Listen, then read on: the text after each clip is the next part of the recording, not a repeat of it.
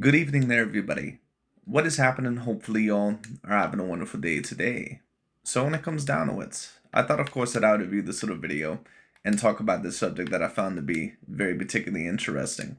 And this is going to be a video, I believe, by the Stephen A. Smith podcast or the Stephen A. Smith show, I believe, on that at YouTube. And he's going to be recently talking about, of course, Mr. Gervonta Tank Davis, which was a question that I kind of sprung myself, I believe, a few days ago. And the question was, is Gervonta Tank Davis the best boxer in all of boxing? Now, in my personal view, if you're going to ask that, I think that it's a little bit too early to state that Gervonta Tank Davis would be the best boxer in all of boxing. I don't think that he quite has the resume for that, at least as of yet.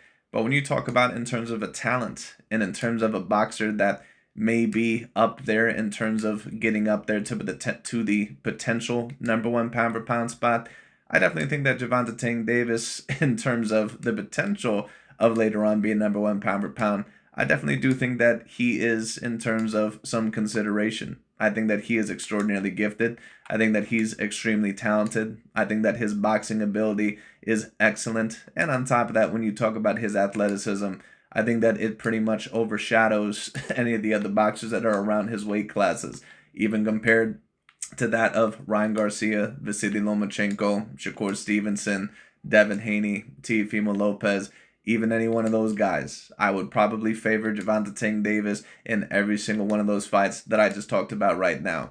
But there's also some other points within this video that I wanted to kind of bring up, and let me state this. Gervonta Tank Davis, even though a certain amount of people are now proposing that Gervonta Tank Davis is top 5 pound per pound on their list, you notice that a lot of the LDBC and new media channels, even though Gervonta Tank Davis has not really defeated any top 10 pound per pound fighter or really defeated a great amount of names, at least A grade names on his resume, you notice that a lot of these LDBC and new media channels that they're not claiming that this is pushing a narrative or that this is pushing Gervonta Tank Davis way too soon into the top 5 pound per pound list or disrespecting fighters like Crawford or Usyk or Inoue or other certain fighters like that. You notice that there's no mentions of that. So once again, a big part of the reason why I like to review the LDBC and new media channels is because those are the biggest hypocrites out there in terms overall, once again, of any boxing media, potentially out of any other sporting media, really, to be quite honest with you. Because we all remember what the standards were when Canelo Alvarez or when Vasily Lomachenko was proposed to be top 5 or top 10 pound for pound, at least possibly a little bit early in terms of their talent or their skill set, or when Lomachenko was proposed to be number 1 pound for pound. What was their narratives? That the only reason why that was going on was because they had the complexion for the protection. So once again, is old media and a lot of other non-black fans, do they put double standards on black fighters in order to make sure that it's much harder to get to the top, at least for their rankings? Yes, absolutely. On the other side of the coin, the LDBC and new media, they do the exact same thing with non-black fighters.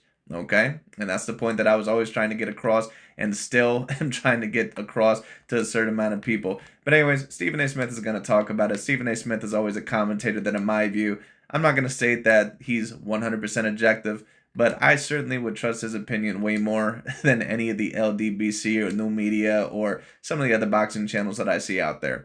So anyways, let's see what Mr. Stephen A. Smith has to say. I'm going to comment on it as well.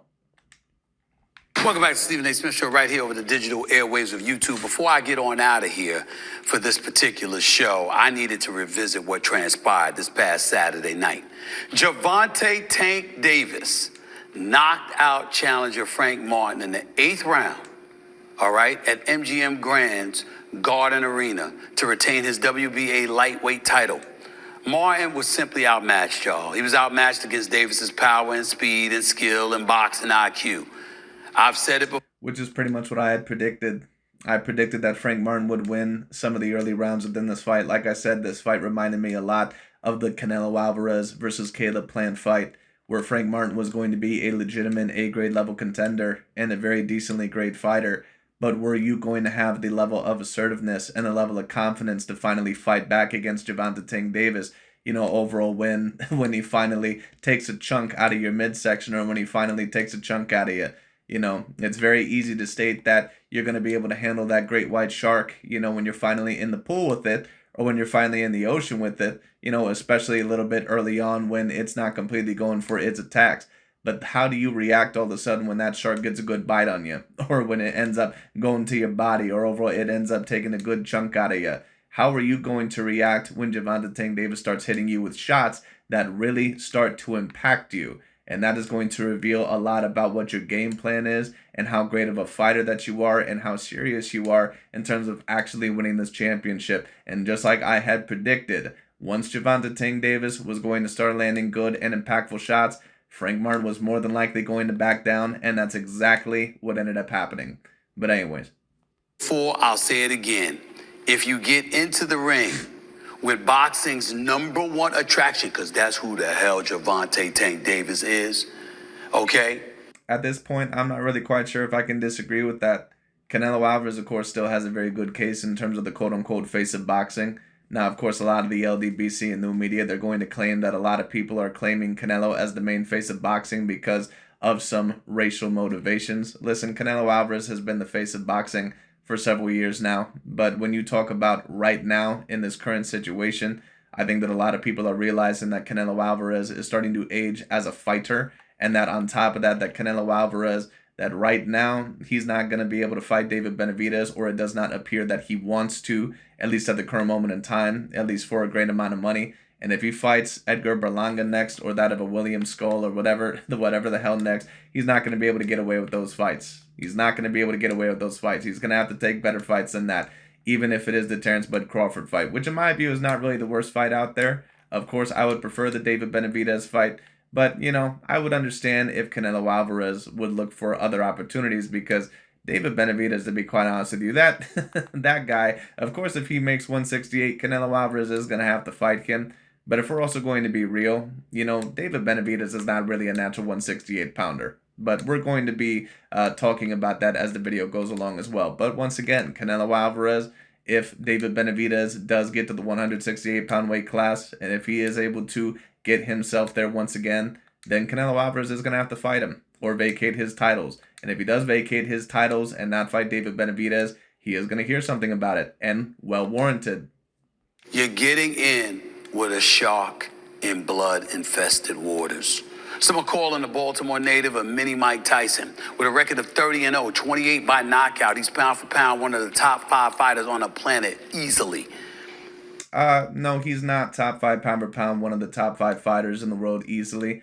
What I would say is that in terms of his skill set, that maybe you could debate him right there with a lot of other fighters.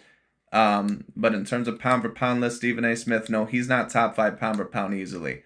And the reason why I state that is because when we talk about the rankings, no matter what sport we're talking about, we have to go off of accomplishments, resume, skill set, and dominance. Those are the 4 or 5 categories that I pretty much use, according to my calculations. Now, you don't have to agree with them. That's up to you. But that's why I've never agreed with Gervonta Tank Davis being top 5 pound per pound. Now, right now, he would be probably within my top 10 pound per pound, especially if he can defeat Vasily Lomachenko at the end of the year. But there are 4 fighters that I can guarantee you that he should not really be above. One of those fighters being Canelo Alvarez, who would be within my top 4 pound per pound. Another one of those fighters being Mr. Naoya Inoue. Another one of those fighters being Mr. Terrence Bud Crawford. And another one of those fighters being Mr. Alexander Usyk. Okay?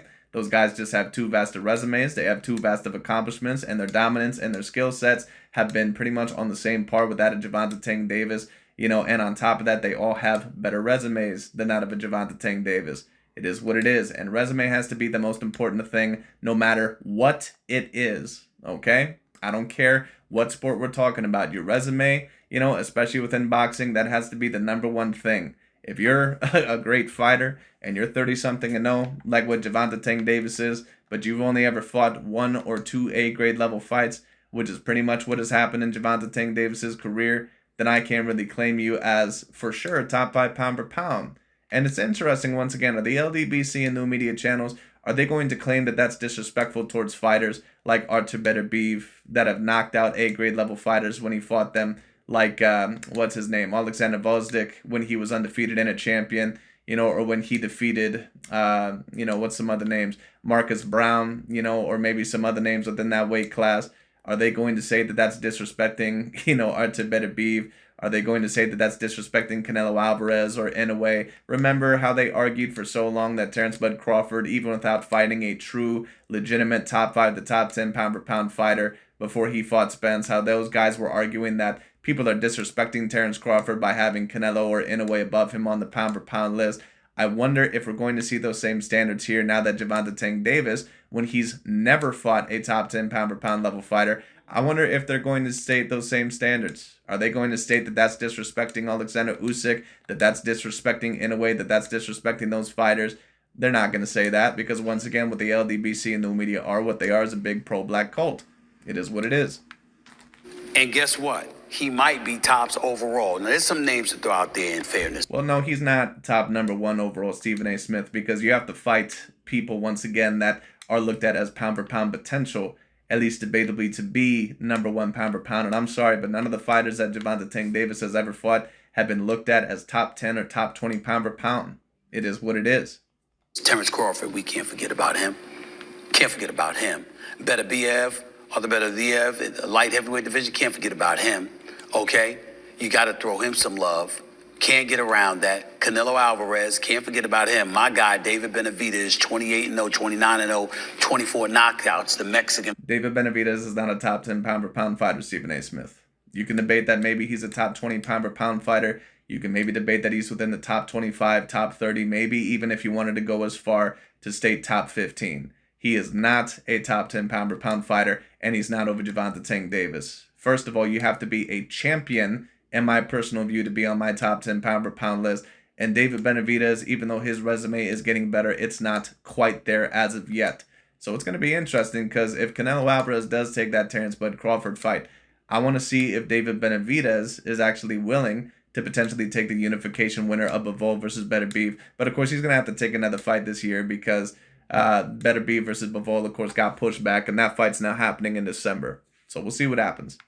Monster, as so labeled, Mike Tyson. Can't forget about him either. I brought up Terrence Crawford after his destruction of Errol Spence Jr. We know that Terrence... Well, when you talk about pound-for-pound fighters, Stephen A. Smith, no offense, but you kind of have a couple of fighters there that probably should not be within the conversation as the best fighter in the world. In my view, Artur Beterbiev is a great fighter. I'm not quite sure if I would talk about him in the same conversation as the best fighter in the world. I would say that he's in the conversation as the most dominant fighter in the world, but I'm not quite sure if I would claim him to be the best fighter in the world, at least when you talk about, the resume, just in terms of number 1. When you talk about those fighters, you're talking about Usyk, you're talking about Crawford, you're talking about Canelo, and you're talking about Mr. Naoya Inoue. So you're actually missing a couple of names, sir. And right now, Gervonta Tank Davis, he does not belong in that same breath with some of those fighters. He just can't be. He can't be in the same breath right now as a Crawford or an Inoue or a Usyk or even a Canelo Alvarez in recent times.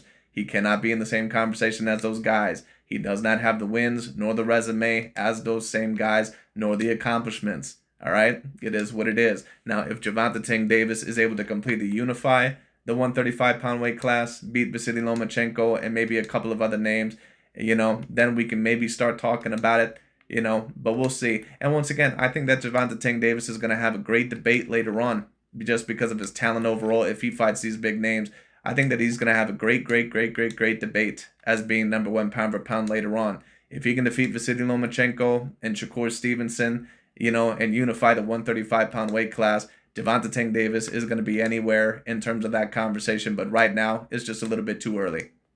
Crawford deserves to be in the conversation. But here's the deal. This cat is 27-0 with 24 knockouts. Now, he's special. Super bantamweight. We don't see much of him. I remember I saw him knock out Nonito Donaire. Yes, you're talking about Mr. Naoya Inoue, the Japanese monster. Absolutely. Nonito Donaire. But the brother's special, no doubt. We can debate the top fighter in the world pound for pound. We can do that. What we cannot do is... When you talk about the debate about the number 1 pound for pound fighter in the world right now, it's only between 4 fighters, at least in my eyes. When you talk about the number 1 pound for pound fighter, you're talking about Usyk, Alexander Usyk from the Ukraine. You're talking about Crawford, Terrence Bud Crawford, of course, from Omaha, Nebraska, USA. You're talking about Inoue, Mr. Naoya Inoue from Japan. And you're talking about Alvarez, Canelo Alvarez, of course, from out of Jalisco, Mexico. Those are the 4 fighters that you can talk about. Any other names, in my view, it's a little bit too early to tell. Now, some may have a great debate for Artur Beterbiev. Some may have a great debate, maybe for some other guys. I don't really know who else would be in that conversation right now. And, of course, you have other great top 10 pound-per-pound fighters like Shakur Stevenson, maybe Teofimo Lopez if he's still on your list, and a couple of other guys. I just don't think that those guys right now have the best of arguments for the number 1 pound-for-pound fighter. But like I said, those 4 fighters, you have a great debate as being number 1.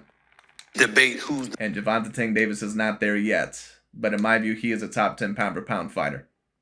Most exciting fighter. Who's the biggest box office attraction? And let me not forget Jesse Bam Bam Rodriguez. Not necessarily for number 1 pound-per-pound, but definitely top 10 pound-per-pound. What I will state is this, a great debate actually in terms of who is over who on the pound-per-pound list would be Gervonta Tank Davis versus Jesse Bam Bam Rodriguez. If he can knock out Juan Francisco Estrada, Jesse Bam Bam Rodriguez has to be looked at in a completely different light. Or even if he beats him, especially at this age.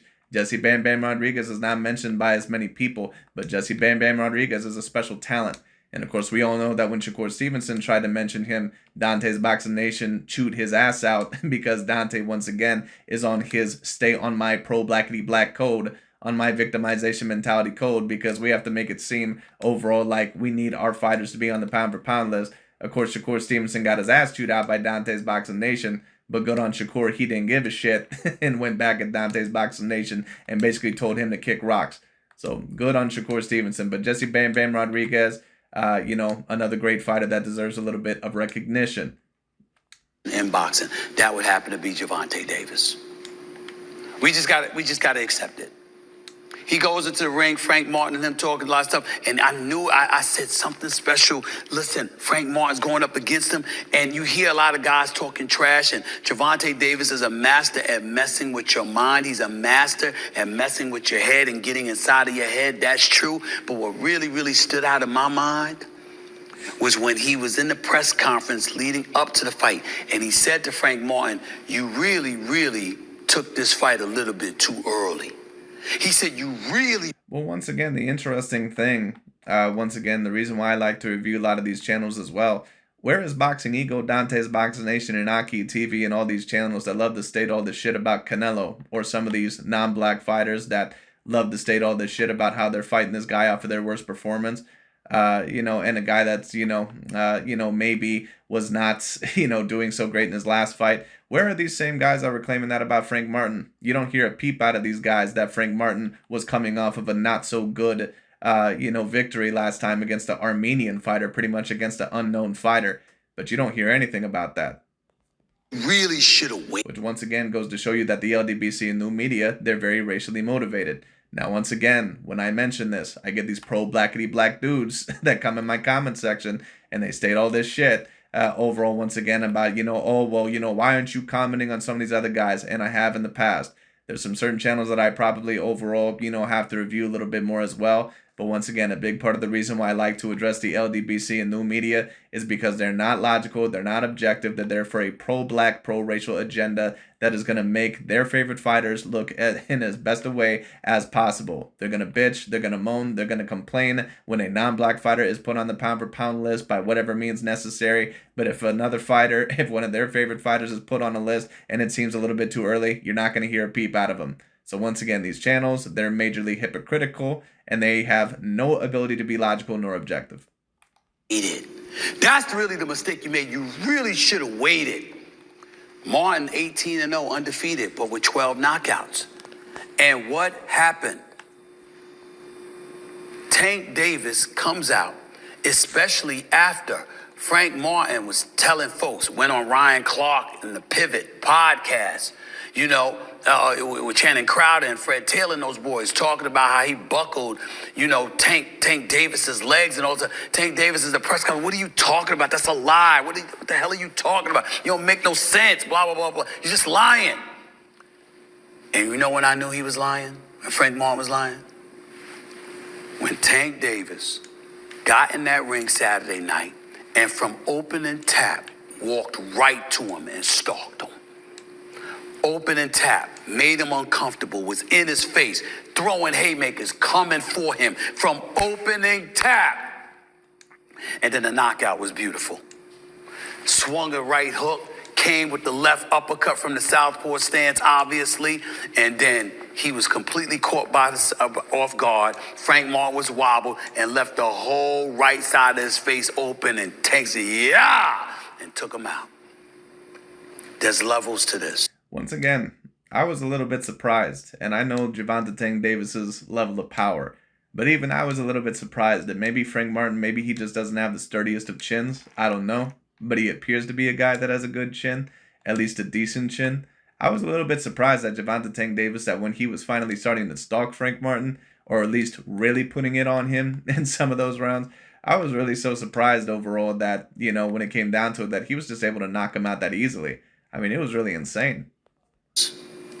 Frank Martin is good. Like I said, when you talk about pound for pound level punchers, you're talking about that can knock you out with one shot. The most devastating punchers that are championship level caliber at this point in their career. You're talking about Gervonta Tank Davis, Naoya Inoue, and Artur probably being at the top of the top level for being the most dangerous. And then after that, you would probably have punchers like Terrence Bud Crawford, Canelo Alvarez, and maybe a couple of others. I would also have to see Jesse Bam Bam Rodriguez's level of power. From what I know, it's pretty good, but I would have to take a look. He's a talented boxer, but was very deliberate in his protection and what have you, because boxing does. And of course, Teofimo Lopez, you know, he would kind of be up there as well, but, you know, of course, he has great one-shot knockout power as well. I'm not really quite sure I would rank him. Doesn't come that naturally to him. So what happened is that you protecting yourself, and Gervonta just set you up and ultimately wore you down and caught you. And now we got to look at Frank Martin and just go like this, because you're not going to get a rematch with Tank Davis. Why would he waste his time with that? So the biggest fight of your career, of your life, you blew because of the manner in which you got taken out. That's what happens. Back to the drawing board. I think that Frank Martin is a talented fighter. He'll make some things happen down the line in the future, but we'll never look at him the same after that destruction.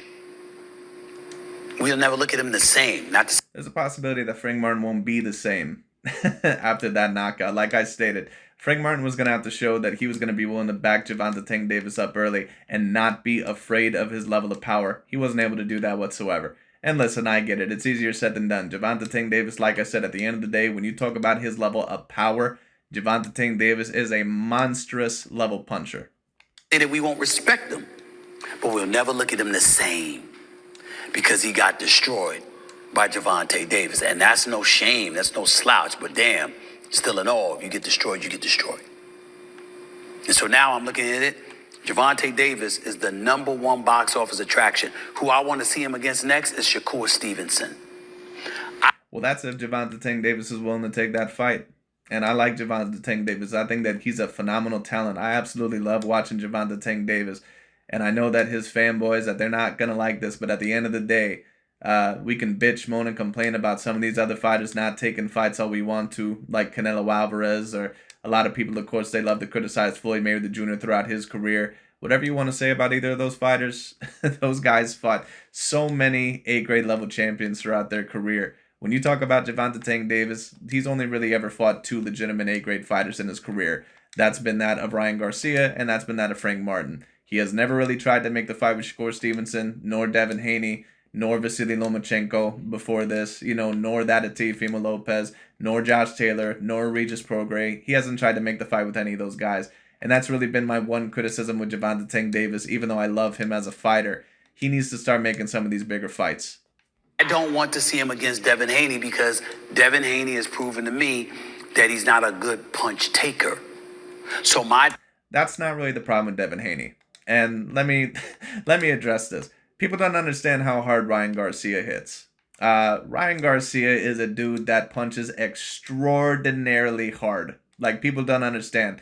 Oscar Duarte, who was the Mexican fighter, he recently just went in a fight against Jojo Diaz, and he literally broke him down, I believe over 9 or 10 rounds. He made Jojo Diaz look like an amateur. Ryan Garcia beat the shit out of Oscar Duarte throughout that whole entire fight. And when he landed that left hook, it was completely over. He also was the only one to knock out Javier Fortuna, I believe. Or, well, actually, maybe not the only one to knock him out. But knock him out as early as what he did. He was the only one to knock out what was his name? Was the name Liam Smith? I can't remember that one, Campbell, Liam Campbell, or whatever the fuck his name was. That little British fighter. The little lanky British fighter. Liam Campbell, I think was his name, or whatever the fuck his name is. But anyways, when it comes down to it, Ryan Garcia excuse me, punches extraordinarily hard. The problem with Devin Haney is not that he's chinny, because he would have never got back up from those punches if he was really that chinny. The problem is with Devin Haney is that he is not a great defensive fighter. And I've been telling people this overall for a very long time. He pulls back his backhand when a lot of the times when he throws jab, which left him open for that left hook all night long. Devin Haney thought that he was a better fighter than what he actually was in that fight, and that's why he ended up losing. Thing is, if you're Gervonta Davis, you catch Devin Haney, oh my Lord, oh my God. You survived 3 knockdowns from Ryan Garcia. That ain't gonna happen against Gervonta Davis. Well, Devin Haney, I think, would strategize probably a little bit better for Gervonta Tank Davis. But Ryan Garcia, what I will state is this. Ryan Garcia and Gervonta Tank Davis, when you talk about their level of punching power, is probably on a similar level. and people, once again, they don't understand how hard Ryan Garcia hits. Gervonta Tank Davis was backing up the whole entire time against Ryan Garcia. He was bitching and moaning to that referee very early on when Ryan Garcia was getting inside hits, because he was like, damn, this dude punches hard. So I don't want to see that fight. And then I'm looking at Tank Davis, and I'm like, damn, at 135, you're a bit too big. You look too strong. Maybe you should move up to 140, Teofimo Lopez, stuff like that. That would be an interesting fight. But Teofimo, by the way, in my personal view, in his last fight, I thought that he had completely lost that fight. And, people always debate about, whether a fighter that they want to tear down, whether they lost a fight or not. Against Sandor Martin, I thought that it was a fight that could have went either way. So I didn't mind Teofimo Lopez getting that fight. Even the George Kambosos fight I thought was relatively close, but I thought that Kambosos had pulled it out. Against Jermaine Ortiz, I've watched that fight at least on 3 separate occasions. There wasn't one time where I ever thought that Teofimo Lopez ever deserved to win that fight. To be quite honest with you, I thought that it should have been a clear and cut decision for Jermaine Ortiz. Of course, Teofimo Lopez showed no ability whatsoever to cut off the ring in that fight. No ability. And with all the noise that's been made about him, deserves a shot. And of course, Lomachenko.